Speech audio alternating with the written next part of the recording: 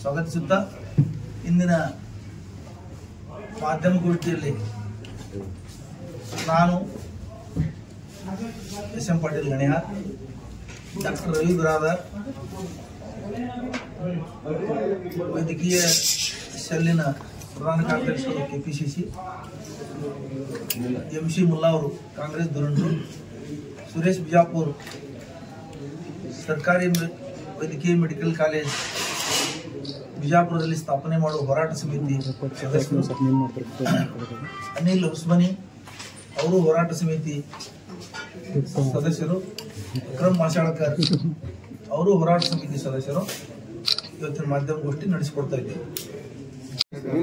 ಪಕ್ಷನೂ support ಇದೆ ಈ ಹೋರಾಟಕ್ಕೆ. ನಿನ್ನೆ ನಮ್ಮ ನಾಯಕರು, ಅಧ್ಯಕ್ಷರು, ಜಿಲ್ಲಾ ಅಧ್ಯಕ್ಷರು ಹೇಳಿದ್ದಾರೆ, ಡಿಕ್ಲೇರ್ ಮಾಡಿದ್ದಾರೆ. ಅವರು ನಾವು ಸರ್ಕಾರದಿಂದ ವೈದ್ಯಕೀಯ ಕಾಲೇಜು ಮಾಡ್ತೀವಿ ಅಂತ ಹೇಳಿ, ಅದಕ್ಕೆ ನಾವು ಇವತ್ತು ಅಧಿಕೃತವಾಗಿ ಪಕ್ಷದಿಂದ ಹೇಳ್ತೀವಿ. ಎಲ್ಲ ಹೋರಾಟಗಾರರ ಜೊತೆನೂ ಇದ್ದೀವಿ, ಎಲ್ಲ ಸಂಘಟನೆ ಮುಖಂಡರು.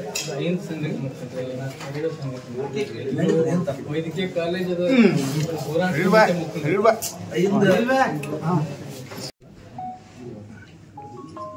ಸರ್ಕಾರಿ ವೈದ್ಯಕೀಯ ಕಾಲೇಜು ಬಿಜಾಪುರ ಜಿಲ್ಲೆಗೆ ಮಂಜೂರು ಮಾಡಬೇಕು ಅಂತ ಹೇಳಿ ಬಿಜಾಪುರ ನಗರದಲ್ಲಿ 84 ದಿನಗಳಿಂದ ಸರ್ಕಾರಿ ವೈದ್ಯಕೀಯ ಕಾಲೇಜ್ ಬಿಜಾಪುರಕ್ಕೆ ಆಗಬೇಕು ಅಂತ ಹೇಳಿ ಬೇಡಿಕೆ ಸಲುವಾಗಿ ಒಂದು ಧರಣಿ ಸತ್ಯಾಗ್ರಹ ನಡೀತಾ ಇದೆ. ಇದು ಎಲ್ಲರ ತಲೆಯಲ್ಲಿ ಏನಿದೆ ಅಂದ್ರೆ ಸರ್ಕಾರದ ವಿರುದ್ಧ ಹೋರಾಟ ಅಂತಿದೆ. ಇದು ಸರ್ಕಾರದ ವಿರುದ್ಧ ಹೋರಾಟ ಅಲ್ಲ, ಬೇಡಿಕೆ ಆಗ್ರಹಿಸಿಗೊಳಿಸುವಾಗಿ ಸರ್ಕಾರದ ಮೇಲೆ ಒತ್ತಡ ತರಕ್ಕೆ ಇದೊಂದು ನಿರಂತರ ಪ್ರಯತ್ನ. ಇದು ಪ್ರತಿಭಟನಾಕಾರ ಯಾರು ಸರ್ಕಾರದ ವಿರುದ್ಧ ಇಲ್ಲ.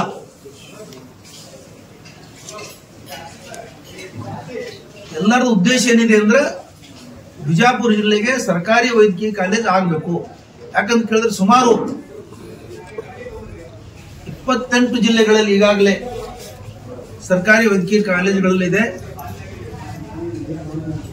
ಬಿಜಾಪುರಕ್ಕೆ ಯಾಕೆ ಪಿಪಿಪಿ ಕೊಡಬೇಕು? ಎಲ್ಲ ಕಡೆ ಸರ್ಕಾರಿ ಇದ್ದಾಗ ನಾವು ಏನು ಮಲತಾಯಿ ಧೋರಣೆನಾ? ಅದಕ್ಕೆ ನಮಗೂ ಒಂದು ಪ್ರತಿಷ್ಠೆ ವಿಷಯ, ನಮ್ಮ ಜಿಲ್ಲೆಗೆ ಒಂದು ಸರ್ಕಾರಿ ವೈದ್ಯಕೀಯ ಕಾಲೇಜ್ ಬರಲಿ. ಆಗ್ಲೇ 2 ಕಾಲೇಜ್ ಇದಾವ, ಇನ್ನೂ ಇವರು ಬಂಡವಾಳಶಾಹಿಗಳು ಬಹಳ ಜನ 10 ಕಾಲೇಜು 2 ಕಾಲೇಜ್ ತರೋ ಶಕ್ತಿ ಅಂತ ಹೇಳಿದ್ದಾರೆ. ತರ್ಕೊಳ್ಳಿ, ಅವ್ರು ಯಾರು ಬೇಡ ಅಂದಾರೆ. ಇದೊಂದು ಬಿಜಾಪುರದಲ್ಲಿ ಮೆಡಿಕಲ್ ಕಾಲೇಜ್ ಹಬ್ಬನೇ ಆಗ್ಲಿ. ಯಾಕಂದ್ರೆ ನಮ್ಮ ವಿದ್ಯಾರ್ಥಿಗಳು ಮೆಡಿಕಲ್ ಸೀಟ್ ಸಿಗ್ಲಾರ್ದಕ್ಕೆ ರಷ್ಯಾ ಬೇರೆ ಬೇರೆ ದೇಶಗಳಿಗೂ ಕಲಿತಾ ಇದ್ದಾರೆ. ಇನ್ನೂ ಸಾಕಷ್ಟು ಕೊರತೆ ಇದೆ ಅದರದ್ದು. ಅದಕ್ಕೆ ಸರ್ಕಾರಿ ಮೆಡಿಕಲ್ ಕಾಲೇಜ್ ಆಗ್ಲಿ ಅಂತ ಹೇಳಿ ಇಲ್ಲಿ ಒಂದು ಟೆಂಟ್ ಹೊಡ್ಕೊಂಡು ಆಗ್ರಹ ಮಾಡ್ತಾ ಇದ್ದಾರೆ. ಅದಕ್ಕೆ ನಿನ್ನೆ ದಿವಸ ನಮ್ಮ ನಗರ ಶಾಸಕರು ಬಸನಗೌಡರು, ಬಿಜೆಪಿಯಿಂದ ಉಚ್ಚಾಟಿತ ನಗರ ಶಾಸಕರು, ಅದು ಒಡಕಬಾಯಿ ಬಸನಗೌಡ್ರು ಅನ್ಬೇಕು ಅವ್ರಿಗೆ ಮೇಲೆ. ಒಡಕಬಾಯಿ ಅಂತ ಹೇಳೋದು ಗಾದಿ ಮಾತ್ರ ನಮ್ಮ ಕಡೆ. ಒಡಕಬಾಯಿ ಬಸನಗೌಡರು ಆ ಧರಣಿ ಸತ್ಯಾಗ್ರಹದಲ್ಲಿ ಪಾಲ್ಗೊಂಡವರು, ಭಾಷಣ ಮಾಡಿದವರು, ಅಲ್ಲಿ ಕುಂತವರು ಎಲ್ಲರೂ ಪೇಮೆಂಟ್ ಗಿರಾಕಿಗಳು, ಲಪುಟ್ರು, ಲಫಂಗರು ಅಂತ ಹೇಳಿದ್ದಾರೆ.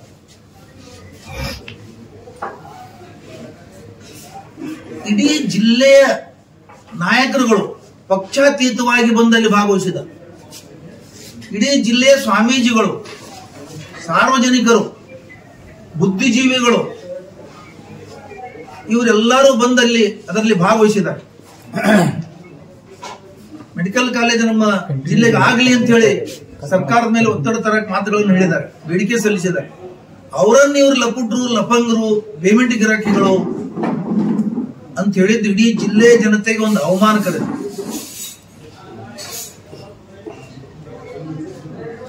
ಇವರು ತತ್ಕ್ಷಣ ಈ ಕುರಿತು ಜಿಲ್ಲೆಯ ಜನತೆಯ ಕ್ಷಮೆ ಯಾಚಿಸಬೇಕು. ಇವರು ಕೇವಲ ಟೆಂಟ್ ನಲ್ಲಿ ಕೂತವ್ರಿಗೆ ಮಾತಾಡಿಲ್ಲ, ಇವರು ಇಡೀ ಜಿಲ್ಲೆಯ ಜನತೆಗೆ ಮಾತಾಡಿದ್ದಾರೆ. ಇವರು ಇಡೀ ಜಿಲ್ಲೆಯ ಜನತೆ ಒಂದು ಗೌರವದ ಪ್ರಶ್ನೆ ಇದರಲ್ಲಿ. ಇವರು ತತ್ಕ್ಷಣ ಕ್ಷಮೆ ಯಾಚಿಸಬೇಕು. ಇವರು ಹಿಂದೆ ಬಹಳ ಹೋರಾಟಗಳನ್ನು ಮಾಡಿದ್ದಾರೆ, ನಾನು ನೋಡಿದ್ದೇನೆ ಇವರಿಗೆ. ಇವರು ಅವಾಗ ಪೇಮೆಂಟ್ ಗಿರಕಿಗಳಿದ್ರ, ಇವರು ಲಪುಟ್ರಿದ್ರ. ಹಂಗಾರೆ ಇವ್ರು ಲಪುಟ್ರು, ಇವರು ಪೇಮೆಂಟ್ ಗಿರಾಕಿಗಳು, ಇವ್ರಿಗೆ ಯಾರ್ಯಾರು ಪೇಮೆಂಟ್ ಕೊಡ್ತಿದ್ರು? ಇವ್ರು ಮಾಡೋದು ಲಪುಟ್ಟತನ.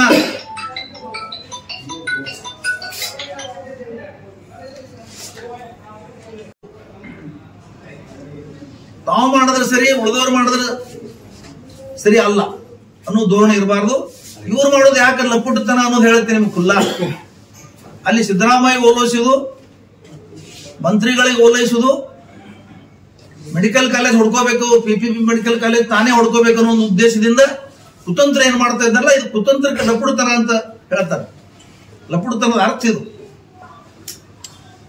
ಅವ್ರಿಗೆ ಲಪುಡುತನದ ಅರ್ಥ ಏನಾದ್ರೂ ಬೇಕಾಗಿದ್ರೆ ಇದು ತಿಳ್ಕೊಳ್ಳಿದು. ಸುಮಾರು 84 ದಿನಗಳ ಕಾಲ ಹೋರಾಟ ನಡೆದಿದೆ, ಒಂದು ಬೇಡಿಕೆ ನಡೆದಿದೆ. ಬಾಯಿ ಬಿಚ್ಚಿಲ್ಲ ಇವ್ರ ಹೊತ್ತಿಗೆ. ನಾನು ಬಡವರ ಪರ, ನಾನು ಜಿಲ್ಲೆಯ ಪರ, ನಾನು ಹಿಂದೂ ಪರ, ನಾನು ಅವ್ರ ಪರ, ಇವ್ರ ಪರ ಅಂತ ಹೇಳೋರು ಜಿಲ್ಲೆಯ ಪರ ಮಾತಾಡ್ಬೇಕಾಗಿತ್ತಲ್ಲ. ನೈತಿಕತೆ ಏನಾದ್ರೂ ಇದ್ರ ಜಿಲ್ಲೆ ಪರವಾಗಿ ಮಾತಾಡ್ಬೇಕಲ್ಲ. ಇವ್ರಿಗೆ ನೈತಿಕತೆನೇ ಇಲ್ಲ. ನೈತಿಕತೆ ಎಂದೋ ಸತ್ತೋಗಿದೆ ಇವ್ರದು. ಯಾಕೆ ಮಾತಾಡಿಲ್ಲ? ನಾನು ಹಿಂದೆ ಸರ್ಕಾರಿ ಮೆಡಿಕಲ್ ಕಾಲೇಜಿಗೆ ವಿಧಾನಸಭೆಯಲ್ಲಿ ಪ್ರಶ್ನೆ ಕೇಳಿದ್ದೆ, ಪ್ರಯತ್ನ ಮಾಡಿದ್ದೆ. ಈಗ ಏನಾಗ್ಯದ? ಈಗ ಅದು ಹೊಡ್ಕೋಬೇಕಂತ ಹೇಳಿ ನೀವು PPP ಮಾಡಲ್ ನೀವು ಕಾಲೇಜ್ ಹೊಡ್ಕೋಬೇಕಂತ ಈಗ ಸಪೋರ್ಟ್ ಕೊಡ್ತಾ ಇಲ್ಲ. ಅವಾಗ ನೀವು ವಿಧಾನಸಭೆಯಲ್ಲಿ ಬೇಡಿಕೆ ಸಲ್ಲಿಸಿದ್ರಿ, ಹೋರಾಟ ಮಾಡಿದ್ರಿ. ಆದ್ರೆ ಈಗ ಯಾಕೆ ಹೇಳಲ್ಲ ಅಂದ್ರೆ ನಿಮಗ ಇದು ಕುತಂತ್ರತನ ನಡೆದ ನಿಮ್ಮ ಒಳಗೆ. ಆಮೇಲೆ ಇದ್ರೊಳಗೆ MB ಪಾಟೀಲ್ರು ಹೇಳ್ದ ತಂದಿದ್ರಿ. ಹಂಗಾರೆ MB ಪಾಟೀಲ್ರು ನಿಮ್ದು ಒಪ್ಪಂದ ಆಗಿದೆಯಾ? ಮೆಡಿಕಲ್ ಕಾಲೇಜ್ ನಿಮ್ಗೆ ಕೊಡ್ತೀನಿ ಅಂತ MB ಪಾಟೀಲ್ ಹೇಳಿದಾರ? ಅದನ್ನು ಬಹಿರಂಗಪಡಿಸಿ.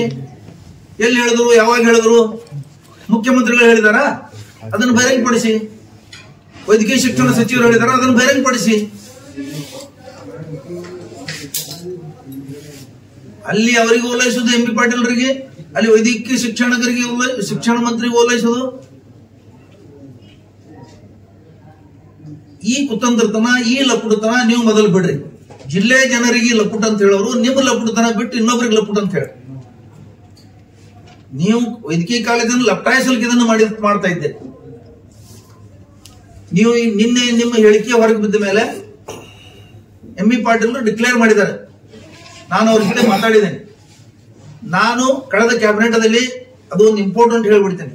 ಕಳೆದ ಕ್ಯಾಬಿನೆಟ್ದಲ್ಲಿ ಸರ್ಕಾರಿ ವೈದ್ಯಕೀಯ ಕಾಲೇಜ್ ಆಗಲಿ ಬಿಜಾಪುರಕ್ಕೆ ಅಂತ ಹೇಳಿ ನಾನು ಒತ್ತಾಯ ಮಾಡಿದ್ದೀನಿ. ಅಲ್ಲಿ ಶಿವಾನಂದ ಪಾಟೀಲ್ರು ಇದ್ರು. ಶಿವಾನಂದ ಪಾಟೀಲ್ರು ನಾವಿಬ್ರು ಸರ್ಕಾರದ ಮೇಲೆ ಒತ್ತಡ ತಂದಿದ್ದೀವಿ. ಯಾವುದೇ ಅಡೆತಡೆ ಇಲ್ಲ, ವೈದ್ಯಕೀಯ ಕಾಲೇಜ್ ಆಗೇ ಆಗ್ತದೆ ಅಂತ ಹೇಳಿ ಅವ್ರು ನಿನ್ನೆ ಹೇಳಿದ್ದಾರೆ. ನಂದು ವೈದ್ಯಕೀಯ ಬೆಂಬಲ ಇದೆ ಅಂತ MB ಪಾಟೀಲ್ ಹೇಳಿದ್ದಾರೆ. ಅದರೊಳಗೆ ಏನು ಯಾವುದೂ ಸಂಶಯ ಇಲ್ಲ. ನಿನ್ನೆ ನಮ್ಮ ಜಿಲ್ಲಾ ಕಾಂಗ್ರೆಸ್ ಅಧ್ಯಕ್ಷರು ಸಹಿತ ನಮ್ಮ ಪಕ್ಷದ ವತಿಯಿಂದ ನಾವು ಮುಖ್ಯಮಂತ್ರಿಗಳ ಹತ್ರ ನಿಯೋಗ ಹೋಗ್ತೀವಿ, ನಾವು ಸರ್ಕಾರಿ ವೈದ್ಯಕೀಯ ಕಾಲೇಜಿಗೆ ಪ್ರಯತ್ನ ಮಾಡ್ತೀವಿ ಅಂತ ಹೇಳಿದ್ದಾರೆ. ಇದು ನಮ್ಮ ಪಕ್ಷ. ಯಾವಾಗಲೂ ಬಿಜಾಪುರ ಜಿಲ್ಲೆ ಕಾಂಗ್ರೆಸ್ ಪಕ್ಷ ಸರ್ಕಾರಿ ವೈದ್ಯಕೀಯ ಕಾಲೇಜ್ ಇದೆ, ಸಪೋರ್ಟ್ ಇದೆ ಅಂತ ಇವತ್ತು ನಾ ಹೇಳ್ತೇನೆ. ಆದ್ರೆ ಬಿಜೆಪಿಯವರು ಸರ್ಕಾರಿ ವೈದ್ಯಕೀಯ ಕಾಲೇಜ್ ಮಾಡ್ತಾ ಇಲ್ಲ ಕಾಂಗ್ರೆಸ್ದವ್ರು ಅಂತ ಹೇಳಿ ಆರೋಪ ಮಾಡಿ ಜನರ ಮುಂದೆ ಹೇಳ್ತಾ ಇದ್ದಾರೆ. 8.5 ವರ್ಷಗಳ ಕಾಲ ಬಸನಗೌಡ ಪಾಟೀಲ್ ಯತ್ನಾಳ್ ಅವರು MLA ಇದ್ರು. 8.5 ವರ್ಷಗಳ ಕಾಲ ಕರ್ನಾಟಕದಲ್ಲಿ ಬಿಜೆಪಿ ಆಡಳಿತಿತ್ತು. ನಾನು ವಿಧಾನಸಭೆಯಲ್ಲಿ ಹೇಳಿನಿ ಅಂತ ಹೇಳ್ತಾರೆ ಇವರು. ಮತ್ತೆ ಯಾಕೆ ಆಗ್ಲಿಲ್ಲ? ಸುಧಾಕರ್ ಅವರು ಆರೋಗ್ಯ ಮಂತ್ರಿಯಾಗಿ ದೊಡ್ಡಬಳ್ಳಾಪುರ ತಗೊಂಡು ಹೋದ್ರು. ಶಿವಾನಂದ ಪಾಟೀಲ್ ಯಾಕೆ ತರಕ್ ಆಗುದಿಲ್ಲ ಅಂತ ಇವ್ರು ಕೇಳ್ತಾರೆ. ಶಿವಾನಂದ ಪಾಟೀಲ್ ಮಂತ್ರಿ ಇದ್ದದ್ದು 14 ತಿಂಗಳು, ಕೇವಲ 14 ತಿಂಗಳು. 14 ತಿಂಗಳಲ್ಲಿ ಶಿವಾನಂದ ಪಾಟೀಲ್ರು ವೈದ್ಯಕೀಯ ಕಾಲೇಜಿಗೆ ಮೂಲ ಸೌಲಭ್ಯಗಳು ವೈದ್ಯಕೀಯ ಕಾಲೇಜಲ್ಲಿ ಆಗಲಿ ಅನ್ನೋ ಒಂದು ಧೋರಣೆಯಿಂದ, ಒಂದು ಮನೋಭಾವದಿಂದ ಅಲ್ಲಿ ಏನ್ ಮಾಡ್ಬೇಕು ಎಲ್ಲಾ ಸೌಲಭ್ಯಗಳನ್ನು ಮಾಡಿಟ್ಟಿದ. ಕೇವಲ ವೈದ್ಯಕೀಯ ಕಾಲೇಜ್ ಡಿಕ್ಲೇರ್ ಮಾಡೋದು ಅಷ್ಟೇ ಬಾಕಿ ಇದೆ. ಅಷ್ಟು ಕೆಲಸ ಶಿವಾನಂದ ಪಾಟೀಲ್ ಮಾಡಿಟ್ಟಿದ.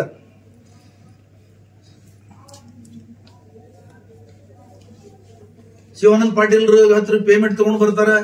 ಯಾವ ಮಾನ ಮರ್ಯಾದೆ ತಗೊಂಡು ಮಾತಾಡ್ತೀರಿ ನೋಡ್ರಿ ನೀವು? ನಾನು ಒತ್ತಂದಾರ ಗೌಡನ ಲಕ್ಷಣ ಒಂದೂ ಇಲ್ಲ, ಒಂದು ಅಕ್ಷರ ಇಲ್ಲ ನಿಮ್ಮ ಹತ್ರ. ಯಾರು ಹೇಳ್ಬೇಕು ನೀವು ಒತ್ತಂದಾರ ಗೌಡ ಅಂತ? ಒತ್ತಂದಾರ ಗೌಡ್ರ ಗೌರವ ಎಷ್ಟಿರ್ತದೆ? ಕಾಪಾಡ್ಕೊಂಡು ನಾವು ವತನದಾರ್ ಗೌಡ್ರ ಅಂತ ಹೇಳ್ರಿ ನೀವು. ವತನದಾರ್ ಗೌಡ ಅಂದ ಕೂಡಲೇ ಮರ್ಯಾದೆ ಇರಂಗಿಲ್ಲ. ಅದ್ರ ತಕ್ಕ ಮರ್ಯಾದೆಯಿಂದ ನಡ್ಕೋಬೇಕು, ಮರ್ಯಾದೆಯಿಂದ ಜನರ ಜೊತೆ ಇರಬೇಕು, ಮರ್ಯಾದೆಯಿಂದ ರಾಜಕಾರಣ ಮಾಡಬೇಕು. ಶಿವಾನಂದ ಪಾಟೀಲ ಡಿಸಿಸಿ ಬ್ಯಾಂಕ್ ಅದು ಮಾಡ್ಯಾನ, ಇದು ಮಾಡ್ಯಾನ. ನೀವು ಸಾರ್ವಜನಿಕರ ದುಡ್ಡಿನಿಂದ ಸಿದ್ಧಿಸಿರಿ ಬ್ಯಾಂಕ್ ಅನ್ನು ಮಾಡಿದಿರಿ, ಸಾವಿರಾರು ಕೊಟ್ಟು ಎತ್ತಿದಿರಿ ಜನರ ಹತ್ರ. ಅದ್ರದ್ದು ಇವತ್ತು ಲೆಕ್ಕ ಕೊಡಕ್ ತಯಾರಿಲ್ಲ ನೀವು. ನಾನು 3 ಸಲ ಹೇಳಿದ್ದೀನಿ, ವಿನಂತಿ ಮಾಡಿದ್ದೀನಿ. ನಿಮ್ಮ ಪ್ರಾಮಾಣಿಕತೆ ಇನ್ನೂ ಮೆರೀತದೆ. ಯಾಕಂದ್ರೆ ನೀವು ಎಲ್ಲರೂ ಭ್ರಷ್ಟರು ನಿಮ್ ದೃಷ್ಟಿಯೊಳಗ. ನೀವು ಬರೇ ಸತ್ಯರಿ ಚಂದ್ರನ ಇದ್ರೊಳಗಿಂದ ಬಿದ್ದ್ಬಿಟ್ರಿ ಉದರದಿಂದ. ಸರಿ, ಅದು ಒಪ್ಕೋತೀವಿ ನಾವು. ನೀವು ಸತ್ಯರಿ ಚಂದ್ರ ಇದ್ದಿದ್ದೆ ಕರೆ. ಇನ್ನೂ ನಿಮ್ಮದು ಗೌರವ ಬಹಳ ಹೆಚ್ಚಾಗ್ತದ. ಸಿದ್ದೇಶ್ವರಿ ಬ್ಯಾಂಕಿಂದು ನೀವೆಲ್ಲ ಬ್ಯಾಲೆನ್ಸ್ ಶೀಟ್ ಅದ್ರದ್ದು ಬಹಿರಂಗ ಪಡಿಸ್ರಿ, ಬಹಳ ಚಲೋ ಆಗ್ತದ. ಚಿಂಚೋಳ ಶುಗರ್ ಫ್ಯಾಕ್ಟರಿ ಮಾಡಿರಲ್ಲ, ಅದು ದುಡ್ಡು ಎಲ್ಲಿಂದ ತಂದು ಹಾಕಿದ್ರಿ ಅದು ಹೇಳ್ರಿ. ಇವತ್ತ ಸಿದ್ದೇಶ್ವರಿ ಸಂಸ್ಥೆದ್ದು ತಂದಿದಿರಿ, ನೀವೇ ನಿನ್ನೆ ಹೇಳಿದ್ರೆ 500 ಕೋಟಿ ಹಾಕ್ತೀವಿ ಅಂತ ಹೇಳಿ. 500 ಕೋಟಿ ಎಲ್ಲಿದು? ಸಿದ್ದೇಶ್ವರಿ ಸಂಸ್ಥೆದ್ದು ಸ್ವಲ್ಪ ಹೇಳ್ರಿ, ಎಷ್ಟಿದೆ ಇನ್ಕಮ್, ಎಷ್ಟು ಗಳಿಕೆ ಆಯ್ತು, ಅದ್ರಾಗ ಎಷ್ಟು ದುಡ್ಡು ಇದಾವೆ. ನೀವು ಬಂಡವಾಳಶಾಹಿಗಳಾಗಿದ್ದೀರಿ, ಅದಕ್ಕೆ 500 ಕೋಟಿ ನೀವು ಇವತ್ತು ಹಾಕ್ತೀನಿ ಅಂತ ಹೇಳ್ತಾ ಇದ್ದೀರಿ. ಜನ ಬಡವಾಗ್ಯಾರ, ಬಿಜಾಪುರ ಜನ ಬಡವಾಗಿಬಿಟ್ಟಿದ್ದಾರೆ ಈಗ ಬಿಜಾಪುರದವರು. ನೀವು ಬಂಡವಾಳಶಾಹಿಗಳಾಗಿದ್ದೀರಿ. ಮತ್ತು ಮೆಡಿಕಲ್ ಕಾಲೇಜ್ ಮಾಡಿ 5 ಜನರಿಗೆ ಕೊಡ್ತಾರಂತ. ಅರೆ 500 ಜನ ಕಲಿಯಂತದ್ದು 5,000 ಜನ ಭವಿಷ್ಯದಲ್ಲಿ ಕಲಿಯಂತ ಕಾಲೇಜ್ ನೀವು ಮಾಡ್ಕೊಂಡು 5 ಜನರಿಗೆ ಕಲಿಸ್ತಾ ಇರ್ತೀವಿ. ಹೇಳಕ್ ನಾಚಿಕೆ ಮಾನ ಮರ್ಯಾದೆ ಬೇಕಲ್ಲ ಸ್ವಲ್ಪ. ಆಮೇಲೆ ಅದು ಮಾಡುದು ಇದು ಮಾಡುದು, ಇನ್ನೊಬ್ಬರಿಗೆ ಟೀಕಾ ಮಾಡ್ತೀರಿ ನೀವು. ಶಿವಾನಂದ ಪಾಟೀಲ್ರು, ನೀವು ಶಿವಾನಂದ ಪಾಟೀಲ್ ರಾಜಕೀಯವಾಗಿ ಎದುರಿಸುತ್ತಿದ್ರೆ ಎದುರಿಸ್ರಿ, ನಮ್ಮದೇನು ತಕರಾರಿಲ್ಲ. ಅದಕ್ಕೆ ಅವ್ರ ವಿರುದ್ಧ ಚುನಾವಣೆ ನಿಂದ್ರಿ, ನಿಮ್ಮ ವಿರುದ್ಧ ಅವ್ರು ನಿಂದಿರ್ಲಿ. ನಿಮ್ದು ಯಾರ್ಯಾರ್ದು ಏನೇನ್ ತಾಕತ್ತ ಏನೇನ್ ನಿಮ್ಮ ಅದಾವಲ್ಲ ಅವೆಲ್ಲ ಹೊರಗೆ ಬರ್ಲಿ. MB ಪಾಟೀಲ್ರದು ಗಂಡಸ್ತನ ಕೇಳ್ತೀರಿ, ಶಿವಾನಂದ ಪಾಟೀಲ್ದು ಗಂಡಸ್ತನ ಕೇಳ್ತೀರಿ. ನಿಮ್ದು ಏನಿದು? ಹಿಟ್ಲರ್ ಆದಂಗ ಆಗ್ಬಿಟ್ರಿ ನೀವೀಗ. ಒಂದು ಅಂತ್ಯಕಾಲ ಬಂದೇ ಬರ್ತದ. ಅದಕ್ಕ ಹೋರಾಟಗಾರರು ಲಪಟ್ರು ಪೇಮೆಂಟ್ ಗಿರಾಕಿ ಅಂತ ಹೇಳಿದ್ರಿ. ನಿಮ್ಮ ಹತ್ರ ಲವಲೇಶವಾದ್ರು ಏನಾದ್ರೂ ಮಾನವೀಯತೆ ಇದ್ರ, ನಿಮ್ಮ ಹತ್ರ ಏನಾದ್ರೂ ಇದ್ರ ನೀವು ಅದನ್ನ ಸಬೂತ್ ಮಾಡ್ಬೇಕು ಬಹಿರಂಗವಾಗಿ. ನೀವು ಅವ್ರ ಪೇಮೆಂಟ್ ಗಿರಾಕಿಗಳು ಅವ್ರ ಮನೆಗೆ ಹೋಗಿ ಪೇಮೆಂಟ್ ತರ್ತಾರ. ಈ ಹೋರಾಟದಲ್ಲಿ ಶಿವಾನಂದ ಪಾಟೀಲ್ ಏನಾದ್ರು ಸಪೋರ್ಟ್ ಇದ್ರು ಸಬೂತ್ ಮಾಡಿದ್ರೆ ನಾವು ನಿಮ್ಮ ಅನುಯಾಯಿಗಳಾಗ್ಬಿಡ್ತೀವಿ. ಇದನ್ನು ಹೇಳ್ಬಿಡ್ತೀನಿ. ಯಾಕಂತ ಕೇಳಿದ್ರೆ 84ಗಳ ದಿವಸದ ಹೋರಾಟ ನಾನು ನೋಡಿದ್ದೇನೆ. ಅವ್ರು ಯಾರ್ದು ಯಾವ ನಾಯಕರ ಮನೆಗೆ ಹೋಗಿನೂ ಒಂದು 100 ರೂಪಾಯಿ 10 ರೂಪಾಯಿ ಕೇಳಿಲ್ಲ. ಇದು ಬಹಳ ಇವತ್ತು ಆ ಹೋರಾಟಗಾರನ ಇವತ್ತು ಶ್ಲಾಘನೆ ಮಾಡ್ಬೇಕಂತ ನಾನು. ಯಾವ ಶಾಸಕರು ಕೊಟ್ಟಿಲ್ಲ, ಯಾರೋ ಬಹಿರಂಗವಾಗಿ ಕೊಟ್ಟಿದ್ದಾರೆ. ಯಾರೋ 5,000 10,000 ರೂಪಾಯಿ ಕೊಟ್ಟಿದ್ದಾರೆ, ಬಹಿರಂಗವಾಗಿ ಕೊಟ್ಟಿದ್ದಾರೆ. ಯಾರ ಹತ್ರ ಇವ್ರು ಹೋಗಿ ಬೇಡಿಲ್ಲ. ಮತ್ತೆ ಇವ್ರು ಯಾರು ಶ್ರೀಮಂತರು ಅಲ್ಲ, ಇವ್ರು ಕೂತವ್ರು ಯಾರು. ಇವ್ರ ಮನೆಗಳು ಹೆಂಗ್ ನಡೀತಾವೋ ಆ ದೇವರಿಗೆ ಗೊತ್ತಾ. ಆದ್ರೂ ಬಂದು ಇಲ್ಲಿ ಕೂತಿದ್ದಾರೆ. ನಾ ಇವತ್ತು ಅವ್ರಿಗೆ ಹೊಗಳೋದು ಅವರೊಂದು ಏನು ಸರ್ಟಿಫಿಕೇಟ್ ನನಗೆ ಅವಶ್ಯಕತೆ ಇಲ್ಲ. ನಾನು ನೋಡಿದ್ದದ. ಇಂಥ ಜನರಿಗೆ ನೀವು ಈ ತರ ಮಾತಾಡಿದ್ರೆ ಮುಂದೆ ಹೋರಾಟಗಾರರು ತಮ್ಮ ಆತ್ಮಸ್ಥೈರ್ಯವನ್ನು ಕುಂದಿಸ್ಕೋಬೇಕಾಗ್ತದೆ. ನಿಮ್ಮಂತವ್ರ ಮಾತು ಕೇಳಿ ಅಂತರ ಆಗ್ಬಾರ್ದು. ಇವತ್ತ ಇಡೀ ಜಿಲ್ಲೆ ಜನ ಹೋರಾಟಗಾರ ಹಿಂದಿದ್ದಾರೆ, ಹೋರಾಟದ ಹಿಂದಿದ್ದಾರೆ. ಇಡೀ ಜಿಲ್ಲೆ ಜನರಿಗೆ ವೈದ್ಯಕೀಯ ಕಾಲೇಜ್ ಆಗಲಿ ಅಂತ ಒಂದು ಭಾವನೆ ಇದೆ. ಸರ್ಕಾರ ಇವತ್ತ ಸ್ಟಾರ್ಟಿಂಗ್ ದೊಳಗ ಏನೋ ಕೆಲಸದ ಒತ್ತಡದಿಂದ ಮುಖ್ಯಮಂತ್ರಿಗಳು ಅದನ್ನ ಹೇಳಿರ್ಬೋದು, MB ಪಾಟೀಲ್ರು ಒತ್ತಡದಲ್ಲಿ ಹೇಳಿರ್ಬೋದು. ಆದ್ರೆ ಇವತ್ತೆಲ್ಲಾರ ಮನಸ್ಸಿನಲ್ಲಿ ಏನಿದೆ, ಸರ್ಕಾರಿ ವೈದ್ಯಕೀಯ ಕಾಲೇಜ್ ಮಾಡ್ತೀವಿ ಅಂತ ಹೇಳಿ ಇವತ್ತು ಸರ್ಕಾರದಿಂದ ಮುಖ್ಯಮಂತ್ರಿಗಳು ಮೊನ್ನೆ ಒಂದು ಲೆಟರ್ ಬರೆದಿದ್ದಾರೆ ಆರೋಗ್ಯ ಇಲಾಖೆ ಕಾರ್ಯದರ್ಶಿಗಳಿಗೆ. ಇದು ವೈದ್ಯಕೀಯ ಕಾಲೇಜ್, ಸರ್ಕಾರಿ ವೈದ್ಯಕೀಯ ಕಾಲೇಜ್ ಬಿಜಾಪುರದಲ್ಲಿ ಪ್ರಾರಂಭ ಮಾಡ್ಲಿಕ್ಕೆ ಸಾಧಕ ಬಾಧಕಗಳು ಏನದಾವ ಪರಿಶೀಲಿಸಿ ನಾನು ವರದಿ ಕೊಡ್ರಿ ಅಂತ ಹೇಳಿ ಅವರು ನೋಟ್ ಹಾಕಿದ್ದಾರೆ. ಅಂದ್ರೆ ಇದರ ಅರ್ಥ ಏನು ತೋರಿಸ್ತದೆ?